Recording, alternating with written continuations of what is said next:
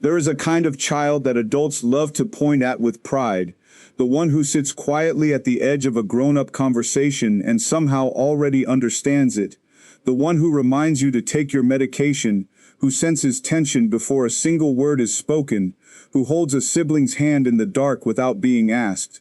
Adults call them old souls. They call them gifted. They use words like wise and capable and surprisingly mature for their age. What no one says out loud, what almost no one thinks to say, is that wisdom like that has a price. And in a child, that price is almost always paid in stolen time.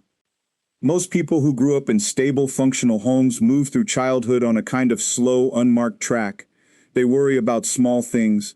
They cry over small things. They are in every meaningful sense allowed to be small. But there is another group, and it is far larger than most would guess, who were handed a weight somewhere between the ages of 4 and 12 that no child should carry. Not a visible weight, not a weight you can photograph or point to, a psychological weight. The kind that reshapes how a brain develops, how a nervous system learns to read the world, and how a person ends up relating to themselves and everyone around them for the rest of their life. If you grew up as that child, you probably do not think of yourself as someone who experienced anything unusual. You survived. You adapted. You even thrived by some measures. But if you pay close attention to certain patterns in your adult life, the exhaustion that never quite lifts, the discomfort you feel when someone tries to take care of you, the way you automatically scan a room for who is suffering and how you can help, you will start to notice that these are not just personality quirks. They are the residue of a childhood that asked too much too early and in the wrong direction. This video is about that residue, about what actually happens, psychologically and neurologically, when a child is forced to grow up before their time. And if any part of this reflects your own story, I would genuinely like to hear from you in the comments, whether you recognized yourself early or only in hindsight, whether you are still figuring it out or feel like you have come a long way. That conversation matters, and this channel exists because of it. If you are new here, the subscribe button is right there, and hitting it means you will keep getting content that goes this deep. Let us start at the beginning, at the moment it actually begins, because it rarely begins with a dramatic event. For most children who grow up too fast, it starts with a gradual, almost imperceptible shift in the emotional atmosphere of a home. A parent becomes unreliable in ways that are hard to name. Maybe they are physically present but emotionally absent. They're in the room but not really there, not available in the way a child needs. Maybe there is chronic stress, financial instability, or conflict that hums beneath everything like a frequency the child learns to track without realizing they are tracking it. Maybe someone in the family is struggling in ways they cannot articulate, and the child begins, slowly, to fill in the gaps. What happens next is not a decision. This is one of the most important things to understand about children who grow up too fast. They do not choose this role consciously. The brain of a child is not yet equipped to make that kind of abstract, deliberate choice. What it is extraordinarily well equipped for is attachment. And attachment, the drive to stay emotionally connected to caregivers, is so fundamental to a child's survival that the brain will reorganize itself around the goal of maintaining it. If being small, playful, and needy threatens the attachment bond because the caregiver cannot hold that, the child learns, through repetition and nervous system feedback, to be something else, something the environment can tolerate, something that keeps the connection alive. This is where developmental psychologists use the concept of role reversal, and more specifically, a process called parentification. Researchers studying family dynamics have long recognized that children in certain households take on functions that belong to adults. There are two forms. One is instrumental. The child manages practical responsibilities, cooking, cleaning, supervising younger siblings, navigating bureaucracy because the adult cannot or will not. The other is emotional. The child becomes the regulator of the adult's inner world. They monitor moods, they soften conflicts, they absorb anxiety. They become, in essence, the emotional caretaker of the person who was supposed to be caring for them. Both forms have consequences, but emotional parentification in particular appears in research to carry some of the deepest and most lasting effects, partly because it is so invisible. A child who does the cooking can at least point to something external. A child who has learned to manage a parent's emotional state has nothing concrete to point to, just a set of instincts and habits so deeply ingrained they feel like personality. Here is something that often surprises people when they first encounter it. These children frequently develop what appears to be extraordinary social and emotional intelligence, and in a narrow technical sense, they have. They become remarkably good at reading nonverbal cues, at anticipating emotional shifts in others, at modulating their own expression to match what the environment seems to need. Some researchers suggest this is a form of accelerated social cognition, the brain mapping other people's emotional states at a speed and precision that most children do not develop until much later, if at all. The cruel irony is that this looks like a gift, and in some contexts later in life it can function as one. But the mechanism driving it is not curiosity or joy or love of people, it is hypervigilance. It is a nervous system that learned early that safety is not guaranteed, that the adults in the room cannot be fully trusted to manage themselves, and that the child's job is to stay ahead of whatever comes next. When you understand that, the social intelligence stops looking like a superpower and starts looking like a wound that learned to be useful. Hypervigilance has a neurological signature. In children who grow up in environments of chronic unpredictability or emotional instability, researchers have observed consistent patterns in the development of the stress response system, particularly the HPA axis, which governs the production of cortisol, the body's primary stress hormone. When this system is activated repeatedly and intensely during early development, it can become calibrated toward a state of chronic low-level alertness. The baseline shifts. What this means, practically, is that the nervous system of these children, and later these adults, is set to a frequency that treats calm as suspicious and tension as familiar. They are not anxious in the way that is loud and obvious. They are anxious in the way that is quiet and constant, and that they have usually learned to hide so well that even they sometimes cannot see it. This is one of the defining features of a child who grew up too fast, the hiding. Not lying, not deception in any moral sense, but a kind of survival-level suppression of their own needs, feelings, and experiences, because at some point, implicitly, the message was received that their needs were a problem, not because anyone necessarily said that directly, though sometimes they did, but because the environment communicated it clearly enough. When you cry, the already fragile parent becomes more distressed. When you are difficult, the already strained household tips toward chaos. When you need things, there is no one to give them, so the child learns to need less, or more precisely, to perform needing less, while the actual needs go underground. What happens to needs that go underground? They do not disappear. This is one of the most well-supported findings in developmental psychology. Unmet emotional needs from childhood do not simply resolve themselves as a person grows older.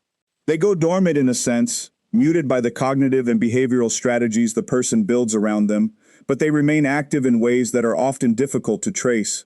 They show up in patterns. In the adult who is generous to a fault with everyone except themselves. In the person who can hold a friend through a crisis with extraordinary grace, but freezes when someone asks how they are doing. In the professional who earns exceptional results but cannot rest, cannot celebrate, cannot sit with success, without immediately moving to the next thing, because stillness feels dangerous, feels like the moment when the mask might slip. These patterns tend to crystallize around a few central themes.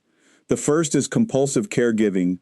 Adults who were parentified as children often find themselves magnetically drawn toward people who need them, partners, friends, colleagues, even strangers, and derive a sense of purpose and safety from being useful. This is not simply altruism, though it can look like it from the outside and genuinely feel like it from the inside. It is, in many cases, a reenactment of the childhood dynamic where love and caregiving were functionally synonymous, where you felt connected to a person to the degree that you were solving a problem for them. When the caregiving stops, the connection feels threatened, so you keep caregiving, even when you are depleted, even when the other person does not need it, even when it is slowly eroding you. The second theme is profound discomfort with receiving. This one is subtle and often completely invisible to others, because these individuals are frequently skilled at appearing comfortable in any situation, but put them in a position where they are being cared for, where someone is tending to their needs, offering them support, checking in on their well-being, and something underneath them becomes uneasy. It feels like a transaction they cannot balance, like a debt they are accumulating that will eventually have to be paid. Some researchers connect this to what is called earned secure attachment, the idea that these individuals never learned that care could simply be given, without cost, without conditions, without the expectation of something in return. They learn care as exchange. So when someone offers it freely, it does not compute. It feels like a trap, or like a burden, or simply like something they have not earned. The third theme is an identity that is built almost entirely around function. This one runs the deepest. Children who grow up too fast often arrive in adulthood without a clear, stable sense of who they are outside of what they do. Their selfhood was never the point, their usefulness was. So their sense of value became inextricably linked to productivity, achievement, capability, competence. These are not bad things in themselves, but when they are the only things, when they are the entire scaffolding on which a person's sense of worth is constructed, they become fragile in a very specific way. Because what happens when the function fails? When the career stumbles, when the relationship does not need fixing, when the project ends, when rest becomes necessary, the scaffolding shakes, and the person underneath does not always know what is there to hold them up, because no one ever built that part. There is a particular kind of grief that belongs to this experience, and it is one of the most under-acknowledged forms of grief that exist in psychological literature. It is not grief over a death or a loss that other people can witness and validate. It is grief over what never was. Over the childhood that did not happen, not because of one terrible event, but because of 1,000 ordinary moments where the child needed to be held and instead held someone else, where the child needed to play and instead managed, where the child needed to fall apart and instead held everything together.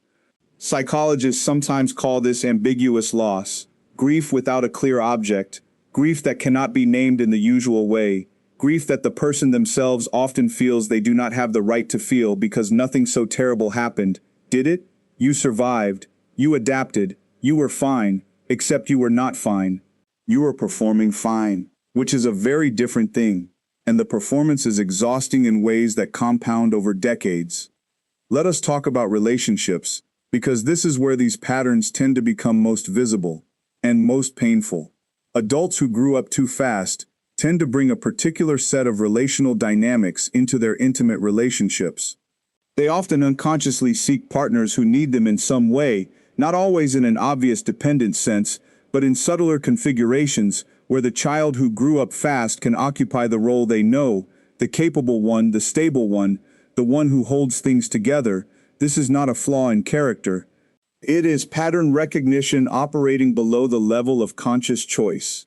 The brain recognizes the familiar emotional terrain and moves toward it because familiar, even when it is painful, is neurologically safer than unknown.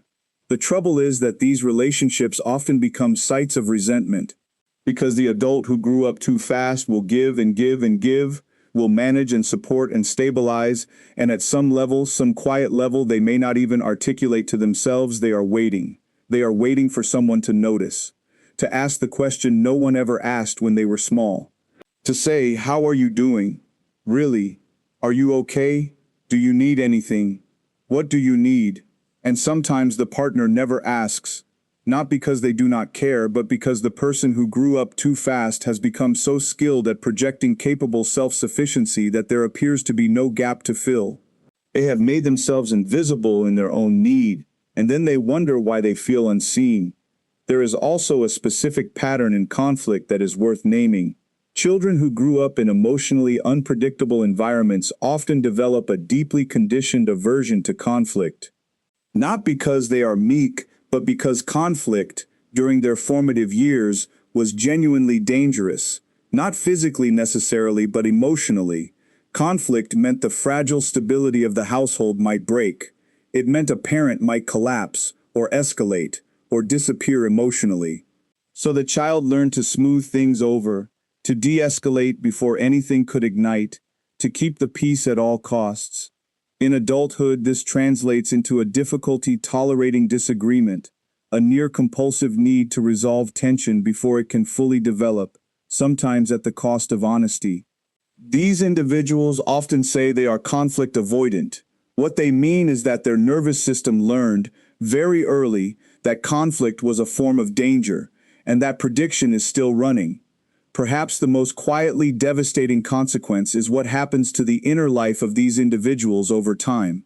Because the suppression of needs, the constant outward orientation, the hypervigilance, the performance of capability, all of this comes at the cost of an interior life, of access to one's own emotional experience.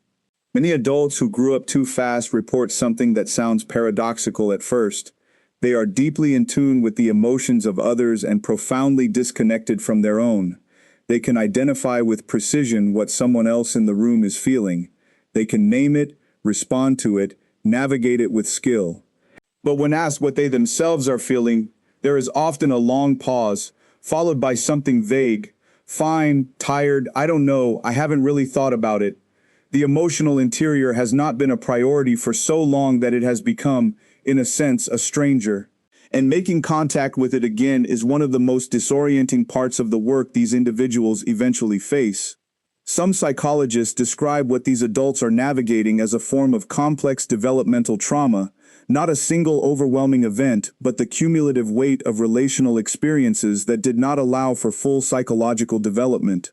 One framework that has become increasingly influential in understanding this is the concept of the developmental window, the idea that certain capacities for emotional regulation, self-perception, and relational security need to be formed during specific periods of childhood within specific relational contexts, and that when those contexts are missing or distorted, the capacities do not fully develop on schedule. They can develop later but not automatically and not without effort. What does that effort actually look like? This is a question worth spending real time on, because the popular culture version of healing, the breakthrough moment, the sudden clarity, the dramatic shift, rarely maps onto the actual experience of someone working through these patterns. The real process tends to be slower, more nonlinear, and in some ways more demanding than any single dramatic event. It often begins with recognition. Not a dramatic recognition, but a slow, accumulating one. The moment when a person starts to connect specific patterns in their present life to specific experiences in their past, and to understand those patterns not as personal failures or character defects, but as adaptations. This reframing is not about excusing anything or avoiding responsibility. It is about accuracy. When you understand that your compulsive caretaking is a survival strategy rather than a personality trait, you gain a kind of freedom you did not have when you thought it was simply who you are. You cannot choose to change something you believe is fixed. You can choose to examine something you understand as learned. The second piece is something researchers studying attachment and developmental trauma consistently return to: the corrective experience. The idea that what was not received during development, safety, attunement, the experience of being seen and valued without needing to earn it, can be received later, in different contexts. This can happen in relationships. It can happen in therapeutic contexts. It can happen in communities where the implicit rules are different from the ones the child internalized. What appears to shift the underlying patterns is not understanding alone. Cognitive insight is necessary but not sufficient, but repeated embodied experience of a different kind of relationship. An experience of being held without having to perform, of receiving care without incurring debt, of expressing a need and having it met without consequence. This is genuinely difficult to take in for people who grew up too fast, precisely because every instinct they have developed tells them it cannot be this simple. That there must be a catch, that the safety is temporary, that if they relax into it, something will shift and the familiar chaos will return. These anticipatory defenses, the constant low-level expectation that goodness will be withdrawn, are some of the most durable legacies of early emotional instability. They were rational once. They served a real purpose. They helped a small person navigate a genuinely unpredictable environment. The work is not to shame them but to update them. to give the nervous system enough repeated evidence that the old prediction is no longer accurate.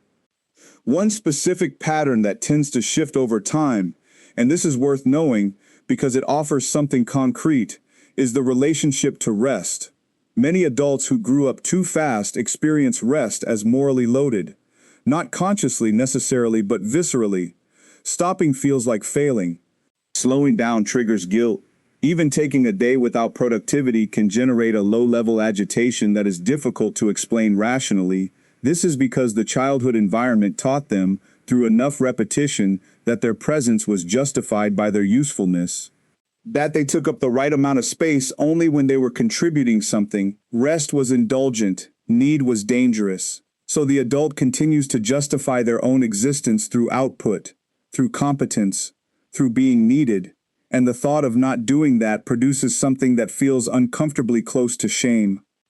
When these individuals learn, gradually, with support, with practice, to rest without that triggering internal punishment, something meaningful tends to shift.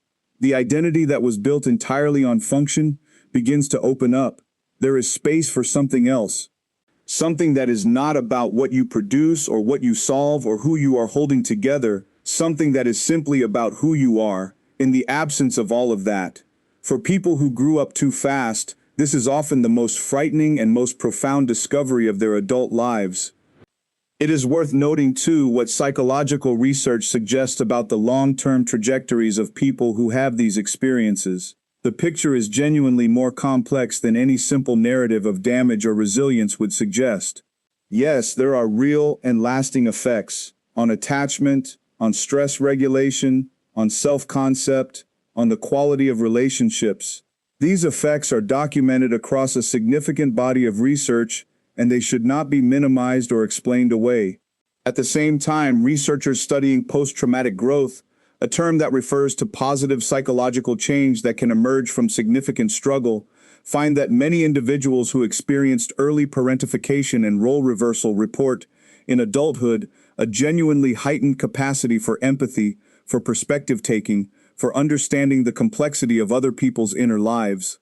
These capacities are real. They are also complicated, because they were forged under pressure and often come bundled with costs that took years to recognize. The point is not to arrive at a verdict, damaged beyond repair or uniquely gifted through adversity.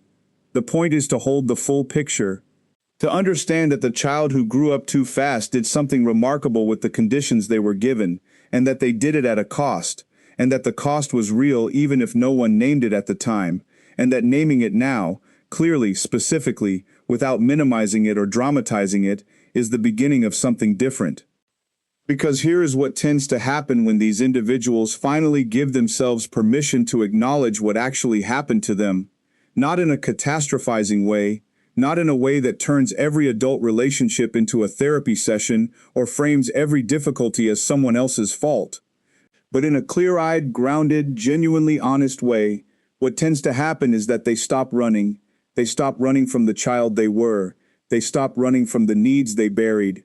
They stop running from the question of what they actually want, not what they should want, not what would be most useful to others, but what they specifically actually want in the privacy of their own life.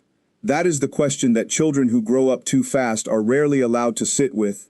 And asking it, truly asking it, in adulthood, that is an act of profound courage. The patterns do not vanish overnight.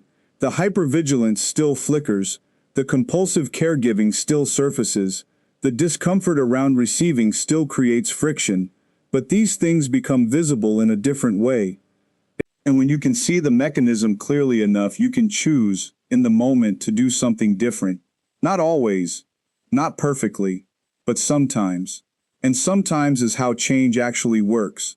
Not in grand gestures, but in the accumulation of smaller moments where a different choice becomes possible. If you are someone who sees yourself in any of this, who recognizes the pattern of the child who was praised for growing up fast, who carried weight that was not theirs to carry, who learned to give without receiving and to need without asking, I want to say one thing directly. The maturity that was demanded of you was not your fault. The speed at which you were asked to grow was not a reflection of your capability or your strength. It was a reflection of the circumstances you were placed in and of a child's extraordinary instinct to adapt to those circumstances in order to remain connected to the people they depended on. That instinct saved you then. Understanding it clearly is what allows you to move beyond it now. And there is something worth naming about the timing of this recognition, because many people who grew up too fast do not fully encounter these patterns until their 30s or 40s or later. Sometimes it takes a particular relationship, or a crisis, or a moment of quiet that feels unexpectedly threatening to bring it into focus. There is no wrong time for this recognition to arrive. What matters is what you do with it once it is there, which is, in part, why conversations like this one exist. Why psychology content that takes this seriously, that does not simplify it or sensationalize it, that tries to be genuinely accurate about what is known and honest about what is still being understood, matters to the people who find themselves in it. So if this is landing for you, stay in the conversation. Subscribe so you do not miss the next time we go this deep into something that genuinely deserves it. And leave a comment, whether you grew up too fast yourself, whether you recognize someone you love in this, or whether there is a part of this that you are still working to make sense of. Those reflections have real value for you and for everyone else reading them. One last thing, there is a particular question that adults who grew up too fast often need to sit with for a long time before they can genuinely answer it. Not who are you when you are being useful, they know that one well. But who are you when no one needs anything from you, when there is no crisis to manage, no emotion to regulate, no one to stabilize, when the room is quiet and there is simply you in it? That question can feel disorienting in a way that is hard to articulate to people for whom it is not a difficult question at all, but it is the right question.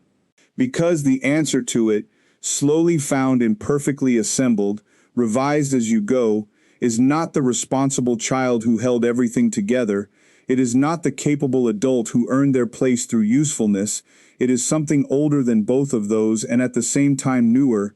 It is whoever you were before the world decided what you were for. And finding that person, not in a dramatic revelation, but in a gradual, honest, sometimes uncomfortable uncovering, is the real work. The work that does not get praised or noticed or rewarded with maturity. The work that you do quietly for yourself because you have finally decided that you are worth doing it for.